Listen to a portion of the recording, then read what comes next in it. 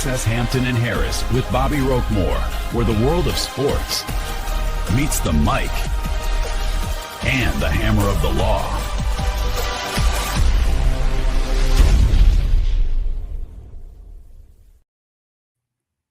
Good evening, everybody. Welcome to the latest edition of Hampton and Harris.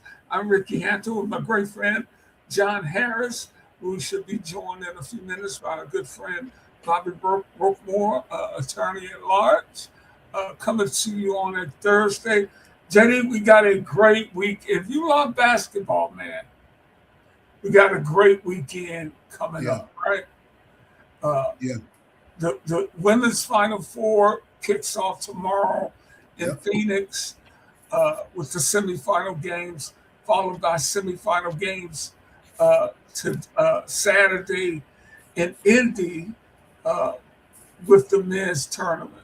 And you can get your popcorn out, whatever it is you snack on, and just enjoy hopefully some great college basketball.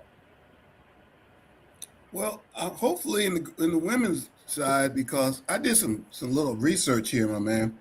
You got the 4 number 1 seeds in the Final Four, which is great, but their games leading up to the Final Four were not great.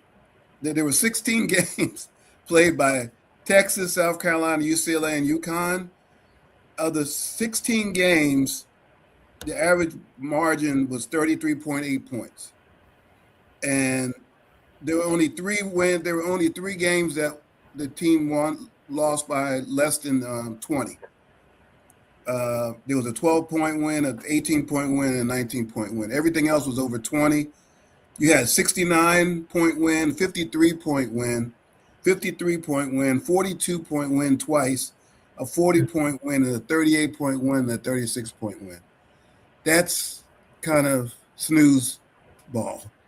Yeah, not good. I'm sure it's going to be a lot better this weekend with the 4 number 1 seeds, because if you look at Tendex and our Tendex rating system, which has proven to be very accurate, and as time goes by on this show, you guys will learn more about it. A hell of a Final 3 with South Carolina, UCLA, and Texas. Yeah. And then you see UConn sitting up there at 142.5. Yeah. And they play Texas.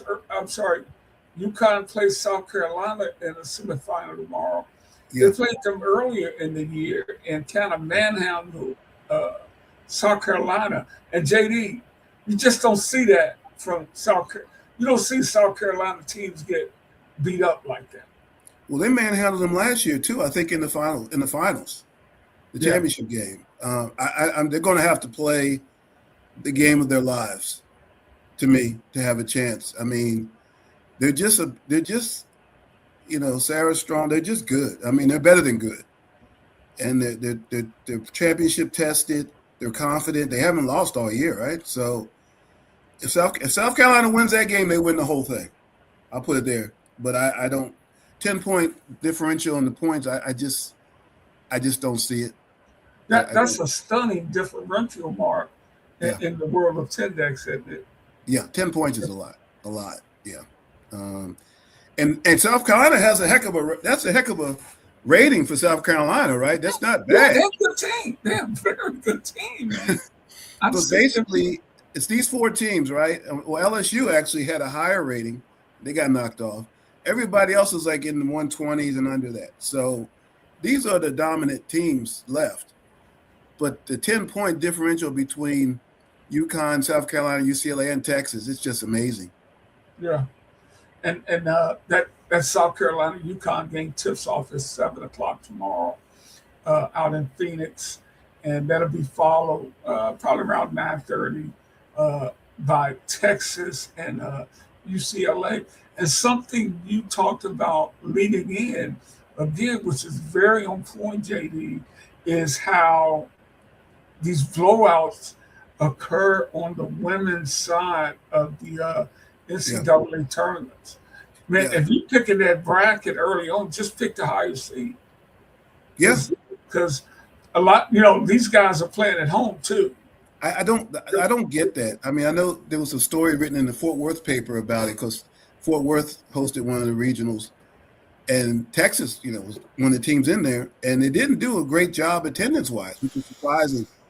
And I think these days they're thinking that let's get these teams in their home areas, and they'll get good. But the games are just so one-sided for the most part.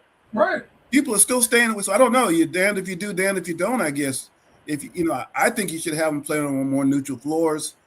Obviously, the NCAA feels differently about it, but these attendance numbers they're going to have a big crowd this weekend in Phoenix. They'll be sold out this week because, fortunately, and it's great that the women's Final Four has become an event. For the ladies. So we got UConn and South Carolina, followed by UCLA and Texas. That should be a heck of a game. UCLA, because that's UCLA's only losses to Texas this year. Yeah, that's what I said, man. You throw UConn out, man. You got a pretty good thing. Yeah. Then you throw LSU in. Yeah. But Geno's been doing this for a long time. We talked about it a little bit last week. He came up and had to deal with the great Pat Summitt in Tennessee. Yeah. And once he finally got over that hump, man, he's had some runs and he has some challenges. Kim Mulkey's teams have challenged him over the year. But year in and year out, the guy has done a great job. Yeah, it's amazing to me that he's been able to not only hold his own, took those challenges from some of the other programs. And you didn't hear from them for a while, right? They were still good, but it's like he had to recalibrate a little bit. Yeah. And since he's done that, they've just been almost unbeatable the last few years. Yeah. And one thing I like about Geno, when you kick his ass, he gives it up, man. Hey. Oh, yeah. Yeah. We'll get better and we'll be bad, but we got our butts kicked. So I certainly respect that out of him as a coach. And that we got that Friday, man, and then Saturday. Yeah. We got some terrific games that are going to be going on this weekend on the men's side of the bracket. And I'm trying to get my ratings up here with the men's Final Four. Hold on just a second, JD.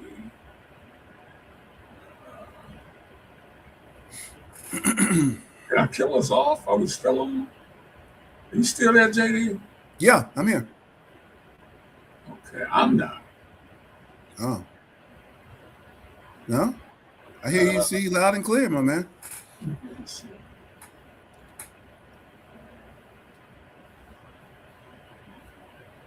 Sorry about that. Uh-huh. Sorry about that. Let's see. No worries.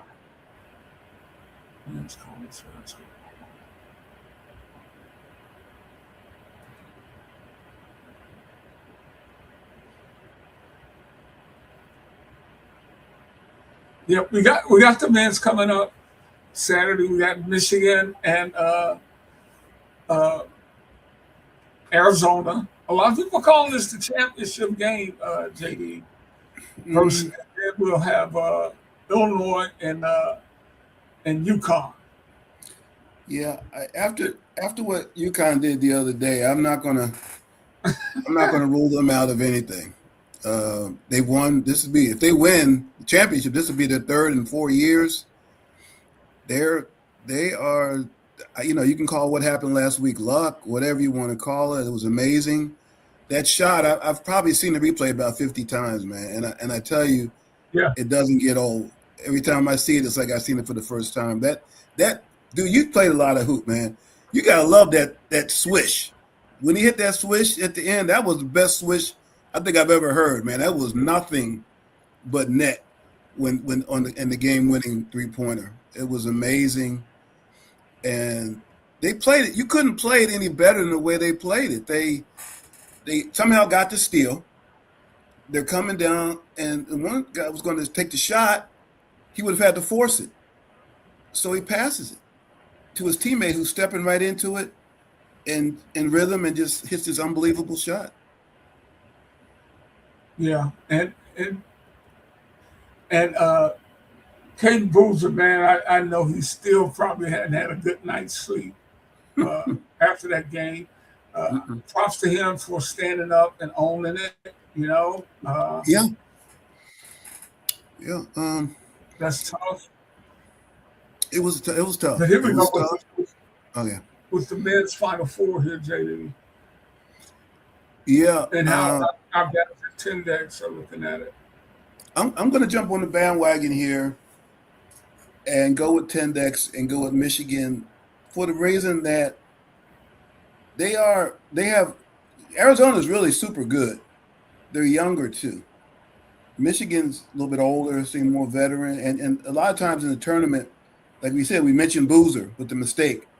A lot of times in these type of settings, you see these mistakes coming from the younger players, the freshmen, that type of thing. And I think Michigan's a little more experienced, and it's tight though. They're very close, Michigan and Arizona. But if I had to pick a team, I'd go with Michigan, just because of their experience, and they've just been steamrolling everybody. And I got some player ratings I want to show also. And I think Jaxel Lindenberg has been such a difference maker since throughout the tournament for Michigan. But when you look at Jaxel, I think Jaxel's 23 years old. Yeah. And played a lot of basketball. And he's a very mature player. You talked about youth. And as I've been saying, and they've been doing it all year, JD, they kind of just save him, and then Dusty May lets him, okay, go get me 20, 25. I tell you what bothers me, man. I saw a couple I'm not even going to mention the organizations, but I've seen a couple of NBA draft previews, and I can't wait till we get to that to really show off Tendex. But amongst the top 5 or 6, 7 players, his name's not in there. And I hate that they really – teams, NBA really holds that against the older player, which I don't understand, because back in the day, it was fine to draft seniors. It was fine to draft Tim Duncan, who played 4 years in college. Now, all of a sudden, you're not supposed – if the guy's a senior, there must be something wrong with him. Otherwise, he would have come out early. I don't get that. I really don't. And man, and even guys who aren't a guy like a Tayshaun Prince. Yeah. Just a good, quality NBA basketball player. He came to Detroit out of Kentucky, played 4 years there, and he fit right in. He was playing in big game sellout crowds. Yeah. Under pressure at Kentucky this whole year. Very mature player. Yeah, but and we're joined by our great friend, attorney Bobbi Roquemore. Bobbi, what's happening? Hello. Just a busy week in sports land on so many levels. And it's about to turn up. It's about to turn up tomorrow with the ladies kicking off in Phoenix. And your thoughts on the matchups there? We got UConn and South Carolina, and I think they play first tomorrow, followed by Texas and UCLA. UConn has just been phenomenal this year. Oh yeah, definitely. I mean, it's they might as well call it the UConn Invitational. I mean, we'll see what ends up happening, but that's why they play the games. I mean, I think we all know what happened in the men's side last week. UConn has lost in the tournament. I believe it was a big shot somebody hit one time. And if you just stay close, anything is possible. UCLA, I mean, it was time, they had kind of been, lurking around these last couple of years, and I think they were able to stay healthy enough, to get, pretty far this time around. And Texas, down here, I mean, you would be surprised. I'm kind of disappointed, that there hasn't been as much attention, but, hopefully that can pick up soon. These ladies deserve a lot deserve all the flowers that any other Texas team would get. And so it's just an exciting year. This is where the skills really come out, in women's basketball. I mean, some people still may be surprised. I think, when people started watching, that this stuff is competitive. People yell at each other. People, people talk to the ref. They're, we're ladies, but at the same time, we're competitors. Well, you know what? Now, I was just going to say, we were talking just before you popped on. The first couple of rounds of the tournament, the favorites were dominating so much. We saw a lot of blowouts, and now we're hoping for some closer games as we get to the Final Four. Like was that the LSU Texas game? Yeah. That was a now that shot didn't get as much pub as what happened to Duke. Sure. Timing. There's a timing issue with that. That kind of just overwhelmed everything.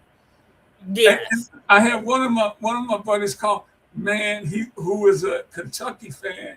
He said, "I hope they play that damn shot on Duke as much as they played Laker shot on us." That is true. I mean, I saw that live actually, Saturday night. I remember, what I'm saying? Like I remember seeing that, and and I get, when you hear what Coach Pitino had to say afterwards, and Carlos Boozer, Carlos's son, bless his heart, taking blame for that. That was just a great defensive play. As a person who's played, you trap at half court, you get the ball handler, especially one who doesn't really handle the ball like that. That was just great basketball skill. And, on display, it really wasn't his fault. That was just a great, great defense followed by a great shot. Yeah. Yeah, no doubt about that, man. And I get my guy from Kentucky because they are just rabid friends for UK. I mean, JD knows he worked at Lexington. It's really? basketball season year round in Lexington. So I think they were as happy as the folks from Texas. As the folks from UConn about that. Well, if you look at both of those plays that when Duke did it with Leitner, the execution was. They made a mistake by not guarding the inbounds pass, right? So they let Grant Hill makes a perfect pass. But it was perfect execution, right? Same thing the other day.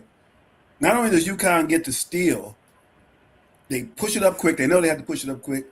And one guy wanted to shoot it, but he would have had to force it, right? So he immediately passes it back to his teammate who basically created the turnover, and he's stepping into the shot, right? Yep. He's got momentum. He's not just standing still.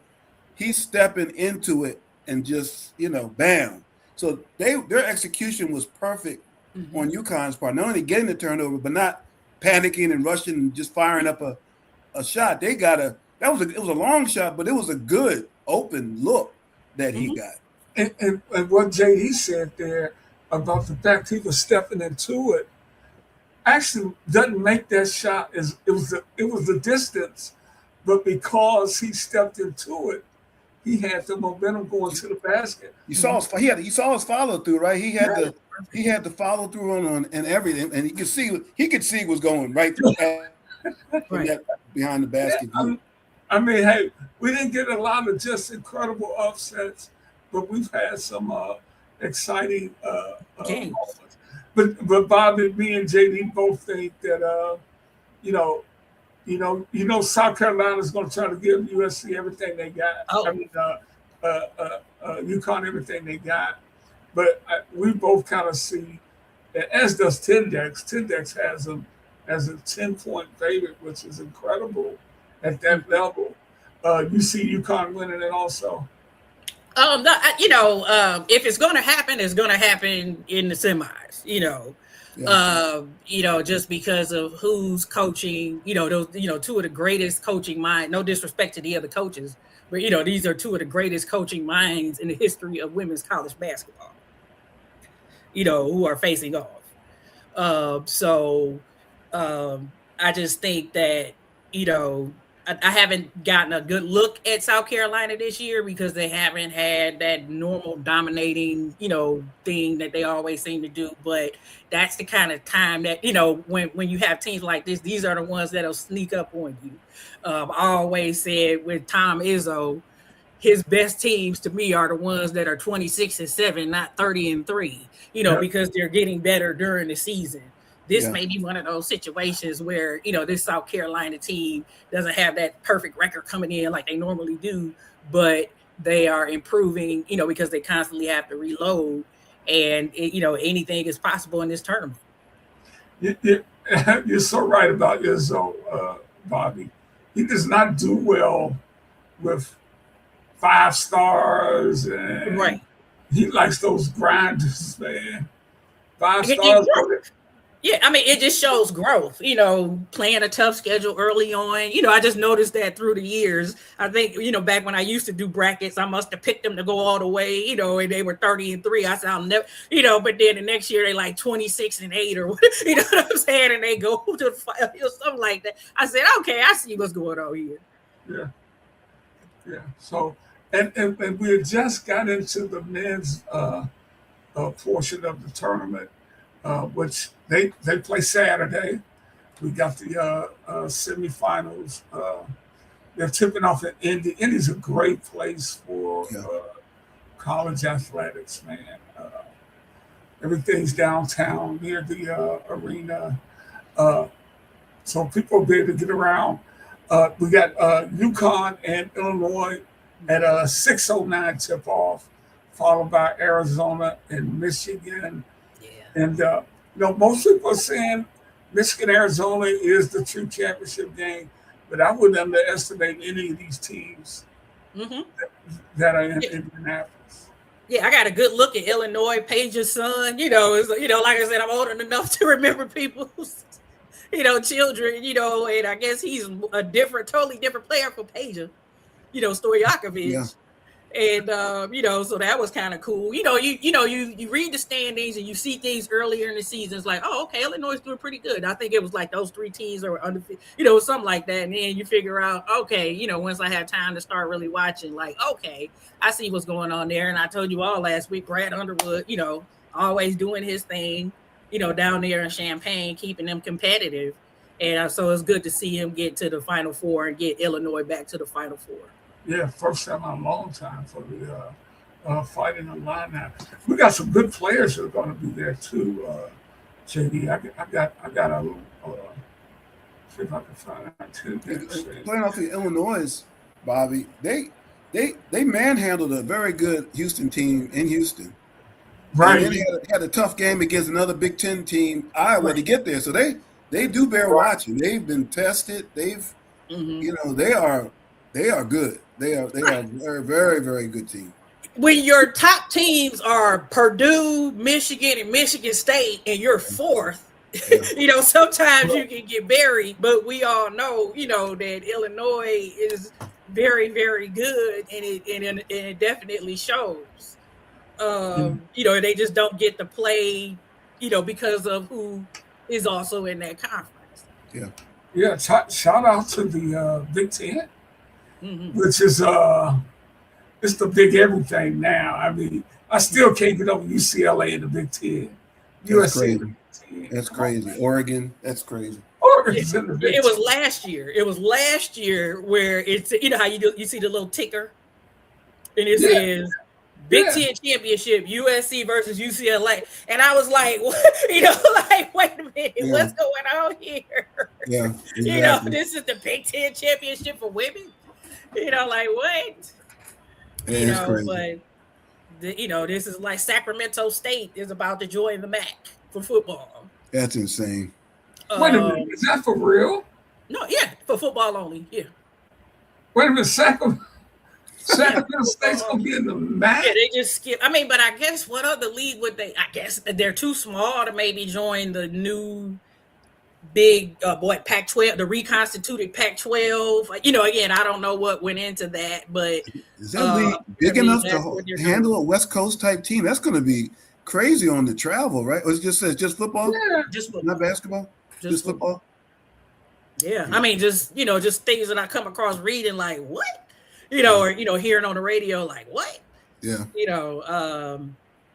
and so here we are, with cross country, and they have to do the scheduling, so they end up staying a week, especially with basketball. That's where it was like Michigan and Michigan State on a Friday. And I'm like, what? What is going on? This Friday night basketball, college basketball. But I guess you have to because of the way these schedules work. When you're Washington, you're probably going to play Michigan and Michigan State in that trip because these kids still got to go to school. Yeah, right. School, right. Yeah. You'll lose that check. I mean, that revenue, I just read right before we came on the air. Thanksgiving Day, next Thanksgiving, the next Thanksgiving of 26, following the Lions game, the Lions always play on Thanksgiving. Right. Michigan State is going to play Arkansas at Little Caesars Arena, and I guess they're hoping Acuff is he gone, buddy. He out of there. He might be in the stands as a fan checking it out. Or maybe his NBA team might be in town. Yeah, maybe they can hope for that. But Coach Cal, he'll just reload. We know him. Yeah. We don't know what he has in the hopper. Oh, he's not worried. He ain't worried. He got another guard or guards. But here's the 10th X-Rated Sister tournament start. And Yaxel Lindenberg of Michigan has kind of exploded. Had he, John, he's really come on. The season, he was just. I mean, he had a good ranking, but not what we're seeing now. And I was saying that some of that they just blow teams out. So he just didn't get the minutes. Wagler of Illinois, really good player. Do you think he's going to enter the draft? I think so. That's the way the league is. I mean, they'll punish him next year if he comes back. It's insane.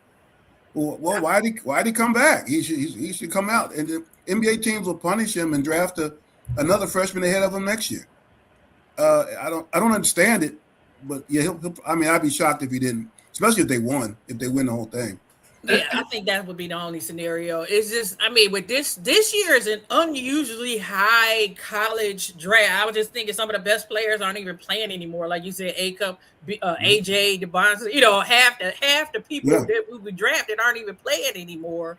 Yeah. And I'm looking at these names like, oh my goodness, the guy, the gentleman from Houston. It's just a lot of talent out there. So with that in mind, maybe, this is the one exception to what you were talking about, as far as maybe this would be a good idea to stick around. Yeah. Simply because of the fact that you will be buried in the 20s, maybe.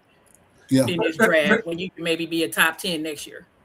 But you know what? If I'm an established coach, say Pop was healthy, and and Pop could draft anybody because he's gonna be there. But you some guy you down in New Orleans, and y'all happen to get the number one pick. You won 20 games last year. Yeah, I'm getting a great talent. How many games is he gonna help me win this year? Yeah. Right? I gotta draft him.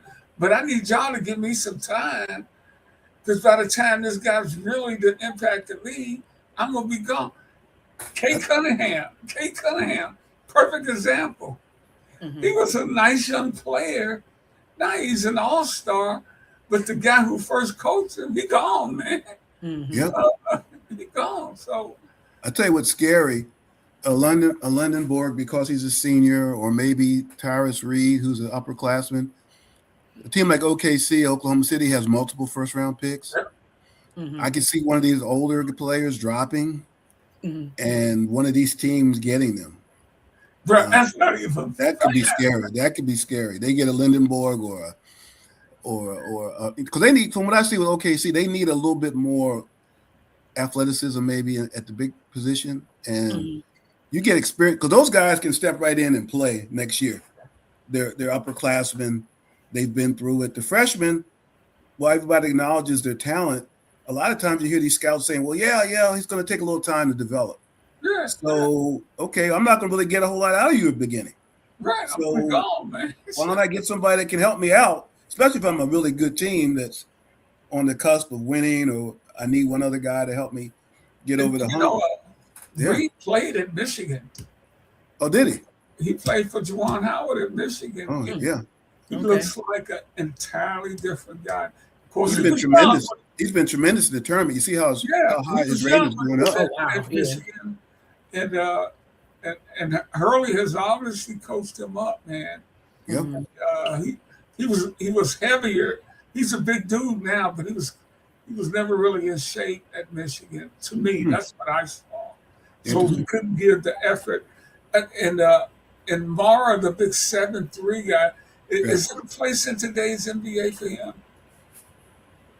If there's a place for Wemby, I think there's a place for him as well. It's damn sure a place for Wemby. We'll get to that for the night's over. Yeah. The way he's been playing.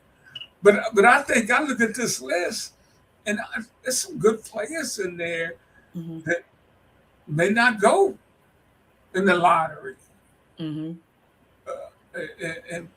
like you said, go to OKC and just help them even more, because they got like 100 first-round picks, man. Right? Yeah, that was like that. Yeah, they do. Yeah, the GM of the year every year. What, Presti? I think it's or something like that. Yeah, GM of the every year for the next. They just won't have it for the next 10 years because he's got it. Yep. Let me get everybody caught up. You're watching Hampton and Harris with Bobbi Roquemore. I'm Rick Hampton, coming to you on a Thursday. We're new to the Sports Point platform, and we'll be here every Thursday throughout the year. Maybe some days when something big's going on, we may take, try to go another day or something. Then I'm a longtime sports writer and author, and so is my good buddy JD, who is a author of several books. I'm trying to get my first one out. JD's working on one of his other ones. But one of my favorites is Tomlin, the Soul of a Football Coach, with John Harris, which now has an updated version that you can catch on any platform, including Amazon, right, JD? Yeah, I see now supposedly he's hired an agent. So there's talk scuttlebutt now that maybe he will dip into the TV pool. Okay. I mean, $15, $20 million a year, why not, right? Right. Could you tell us some of your other books? It's ironic that because even before I knew you, I knew about this book. Even before I met you, I had heard about this book. Being from Cleveland, Pittsburgh. I remember seeing it. But I did not know. Could you tell us a little bit about? I wrote about Edwin James a couple years before that. Okay. I told his story. Very interesting story. One of the most interesting athletes I've ever met.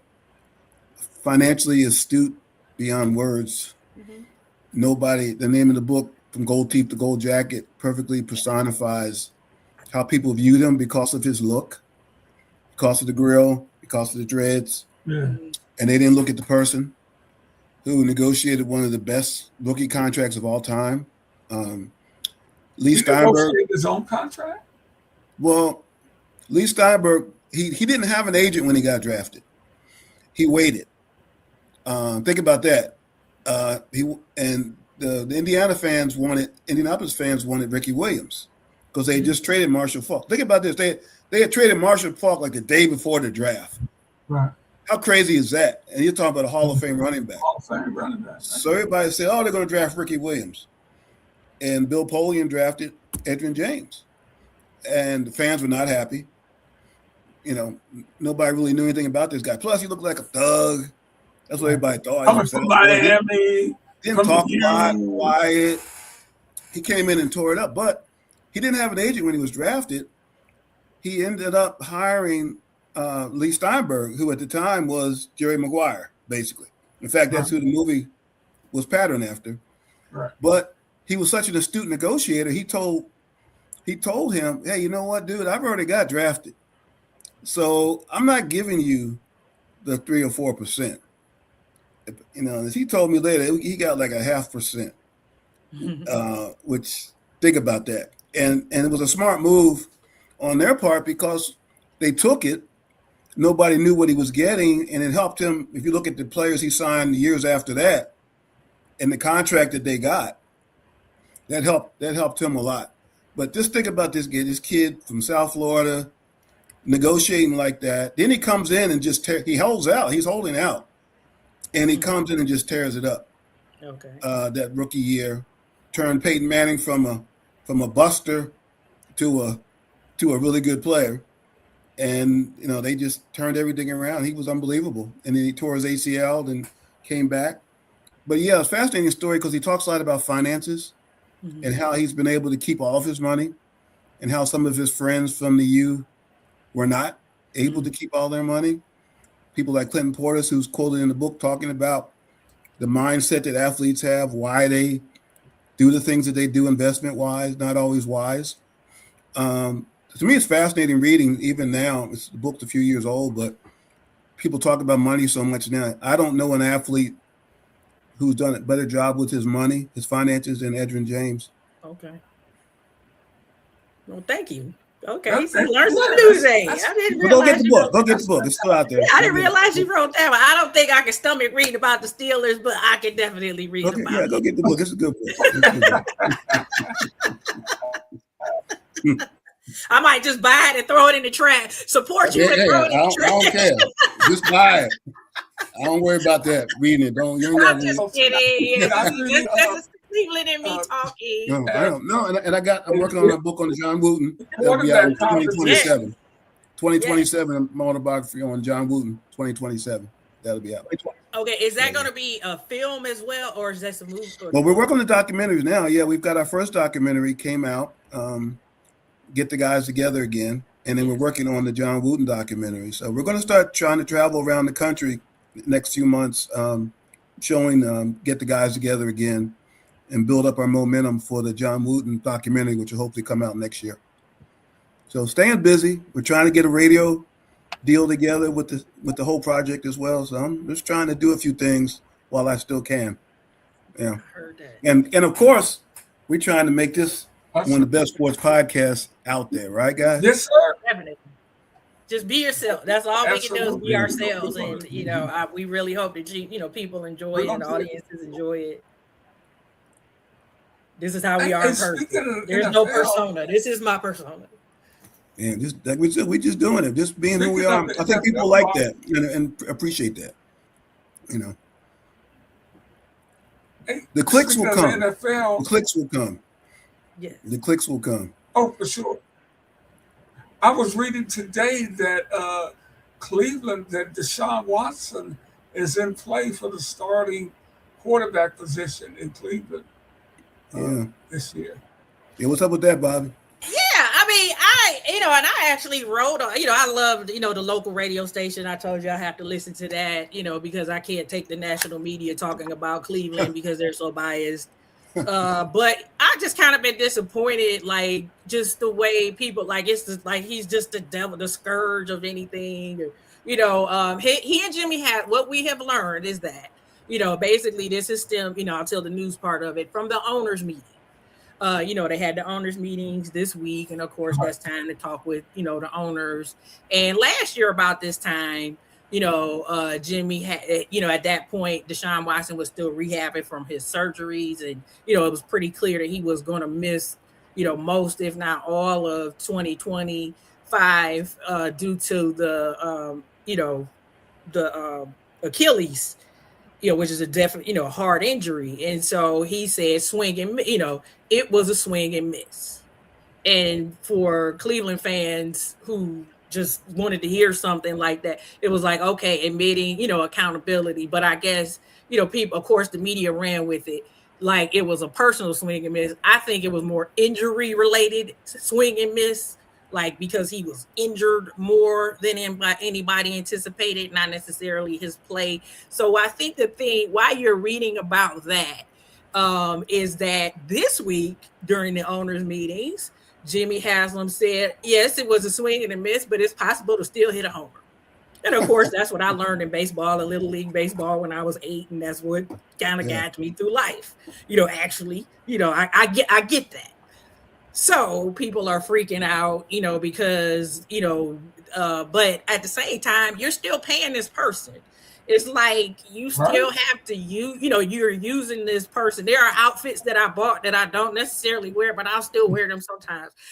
Like you still bought, this is still something that you there have. You go. That's the best thing I can come up with. Like, what am I supposed to do? Throw it away and give it away? No, you just don't wear it as much. You still that's a great out of it. Yeah, so I like that. I think, and then I hate to say, it's hard to make it through a 17-game season nowadays. We don't know what's gonna happen. So having a prepared quarterback that's already in the roster, already in the house, and believe it or not, they say he looks very, very good. But, when those lights come on, it can be something totally different. And Roquan Smith, a Max Crosby is coming down, beating down your throat. Is a Myles Garrett in practice. Of course, they don't, they wear that red jersey. You really can't get the effect of that so much in practice. But we'll see. But I'm rooting for the young man. So it's kind of, I think he's in the mix.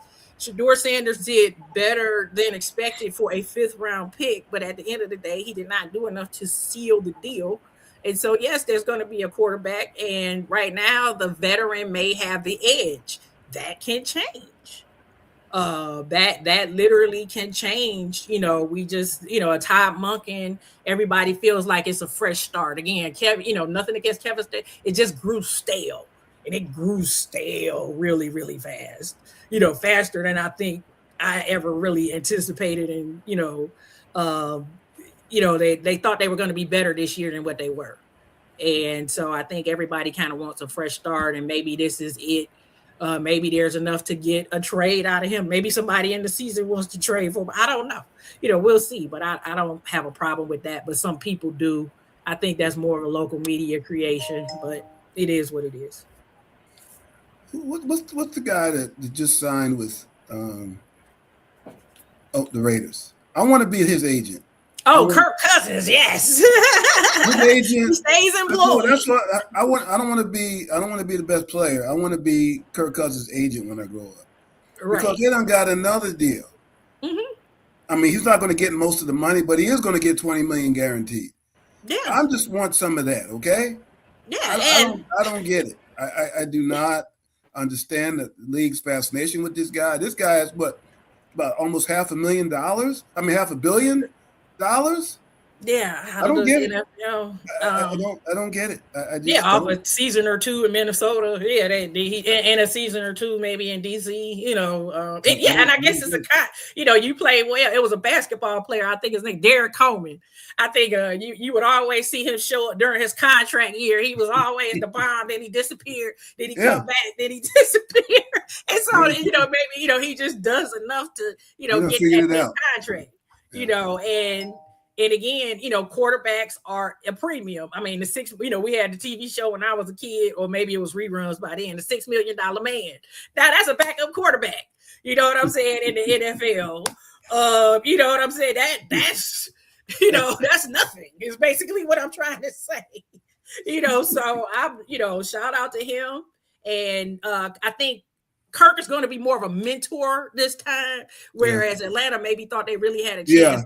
Yeah. But now what you're going into, what you're doing. But he may start though. He may start the season though. But he may, with the assumption he's going to hand it off. Yeah. Kind of like how Tyrod Taylor did with the Browns and the year that Baker had. It was Tyrod was brought in to kind of be the veteran leader, and then Baker took over. And so I get what they're trying to do. I think Kurt's good with that. He done made so much. Let me kick back and get this $20 million. Right. That's what I'm back. Joe Flacco was supposed to be that. We got you. We got you. We hear you, Rick. We got you. Yeah, we're having storms here in Detroit. But I heard you talk about Kirk Cousins, 172 million. Yeah, but that's just paper. That's like paperwork. He's not Yeah, going to get that. I get that, but dang, man, I know. I need something. I need a gig like that. I know. That's ridiculous. I'm I sorry. mean, That's ridiculous. He is the Tom Brady. He is the GOAT of negotiation. Yes.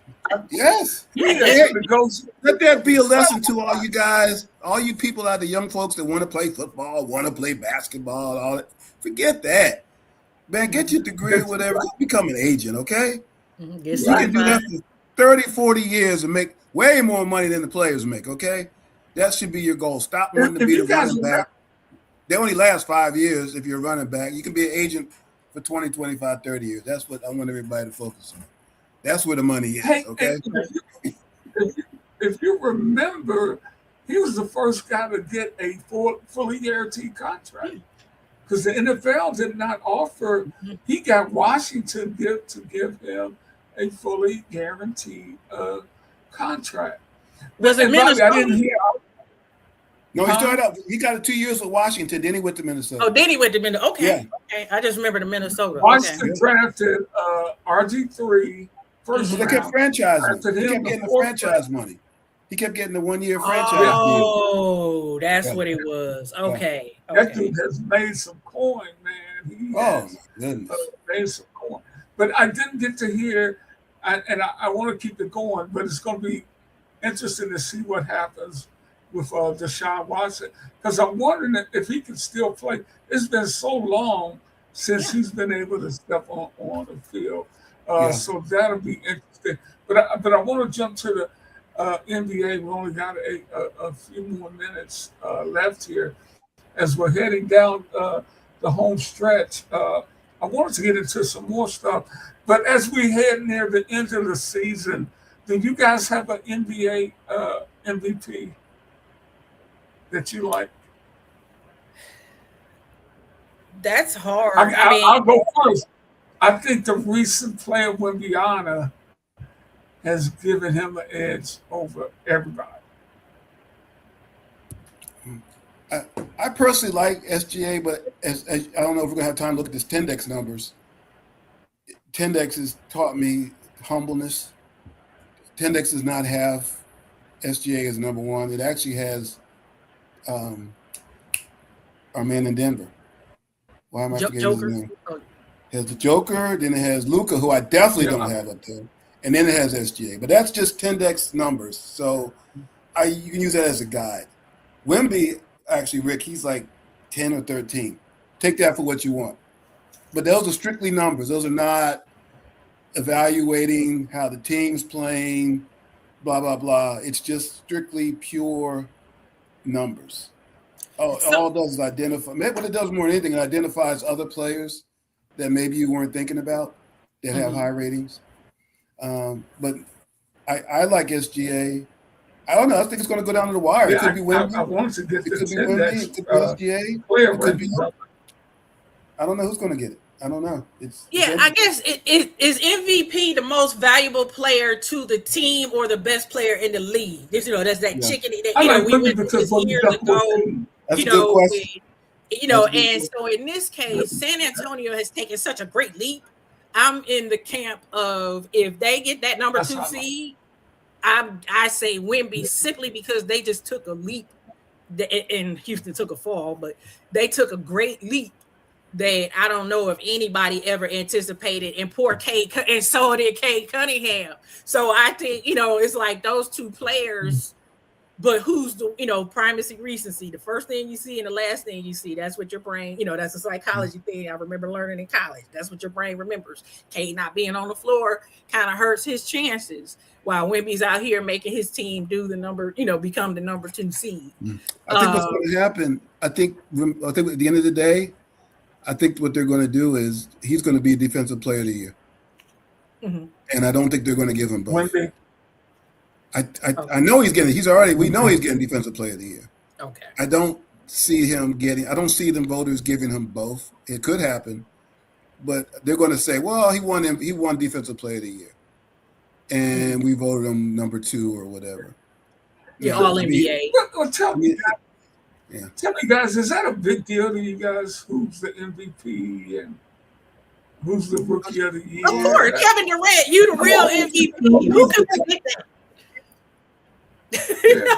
I mean, the MVP is the NBA MVP. Hey, some people say Jordan should have won 10 straight years, and the league gave it. Barkley won it 1 year, Karl Malone, when they say Jordan should have won. I don't know. I mean, I just And even the goal talk. I live in Detroit, so Michael Jordan is not high on my nothing but respect for the guy's incredible game. But as a Pistons fan, in Detroit, it's against the law to be a fan of Michael Jordan.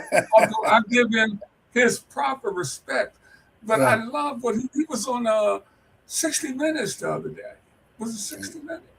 Yeah. I think it was. And he said there's no such thing as a GOAT. He said the game transitions from year to year. Dr. J took it here, I took it there. Guys continue to take the game to different levels. And that's the way I've always looked at the GOAT talk. Because if you're going to do a GOAT and go by numbers, it's Will Chamberlain. Yep. If you're going to do a GOAT or Oscar Robertson, who never gets mentioned. Oscar Robertson never gets mentioned. Mm-hmm. It's like he doesn't. It's like he never even played. The way people don't even mention. Yeah, the logo, Jerry West. We could go on and on. You know, was it JJ Redick that said Austin the Big O was playing against? He was talking about like plumbers and stuff like that. It's like, no, so that was the NFL actually. You know, like get your sports right. But yeah, he made some comment and that was just ridiculous. That's stupid. Man, that's stupid. JJ Redick would be chicken dinner for the Big O, man. He better be lucky he made a 3-point shot because he would be useless. Well, but one thing we do know about the MVP, it's going to be for the 7th or 8th straight year now. It's going to be an international player. Whoever wins it. You're looking at Wemby, you're looking at SGA, you're looking at Jokic or Luka. You talk about all international players. But Cade is from like Dallas, isn't he? Or something but I don't see him. He won't even qualify because Cade won't even play 65 games. So I think American fans need to be more concerned with that than anything, that the international player streak is continuing. So that's why I think people think it's less important, you know, because they don't have a face that somebody can put on a Wheaties box or, you know, something like that and have all the commercials and things like that, you know, that you may have or that iconic moment like KD had, like I just mentioned, you know, for Luka, you know, they're just going home. They're going to Slovenia. They don't even, you know, probably don't even recognize, you know, they're just happy to get back home to wherever they are. So I think it's less fanfare, you know, and therefore, you know, maybe it seems that way, but I think it's still important. My buddy Paul Mokeski, former Bucks center, says America will not be the favorites in the Olympics. And just look at the foreign players and look at American players. Of course, we got some great players, but the foreign players just off my head. Giannis, Shea, Luka, Jamal Murray. It's in LA. Maybe if it was in Milan, maybe if it was in Paris, maybe if it was it's in LA. It's in LA. No, we ain't gonna lose. I know what he's saying, but it's in LA. They're gonna be playing for this country. No, it'll be 28. Maybe we'll have maybe one of these young kids coming up. Is Dabansta from America? I think he's born in Boston. I just remember reading about him when he was in high school. You know, like I feel like maybe the parents immigrated there to Boston, but he was in Boston, then moved to Utah or something. Yeah. So I think he's American born. I think the parents are immigrants. But he could use that to play for somebody else. You know, he can. That's what. LeBron Those will guys probably are be not going to closer. be playing, right? LeBron, KD, Right. those guys aren't going to be at the He'll next be as one. close to 50 as he is 40 by then. Well, I don't know. Maybe he Steph, can get Bronny. Maybe he you get got- Bronny and his other son Bryce to also be on the Olympic team with him. You know how that works. yeah. Maybe. But you know what? Bronny James has played well lately, guys. Okay. Yeah. Okay. I In mean, garbage time. he's I not hear his you. dad. I think he's shown that he's an NBA player. With his, No comment. with his, John's not buying that. No. But I've watched some of his. Yeah, he is getting garbage time. He is getting because the Lakers have played well of late. But I don't like them going into the playoffs at all. And actually, we don't even have time to get in. They have a big game tonight. They're playing OKC as we speak. Oh. The Lakers are playing Oklahoma it's City time to tonight. go. I want to watch some of that. If my cable comes on and I don't get blown away by these storms we got here. Hey, we won't be here to all our viewers out here. We won't be here next Thursday. We'll be back the following Thursday. And we will be here, throughout the year, Thursdays, 9 o'clock. John Harris and Bobbi Roquemore and myself. We're looking forward to getting to know the people out there with Sports Fluent. We would love to hear some of your questions and comments about the shows, any topics that you might have that you would like for us to explore. We're always open for questions and would love to interact with you. But we got to get out of here for now. For my great friend John Harris and Bobbi Roquemore, I'm Rick Hampton. Peace, everybody. See you in 2 weeks from tonight. See you later. Peace. Chai.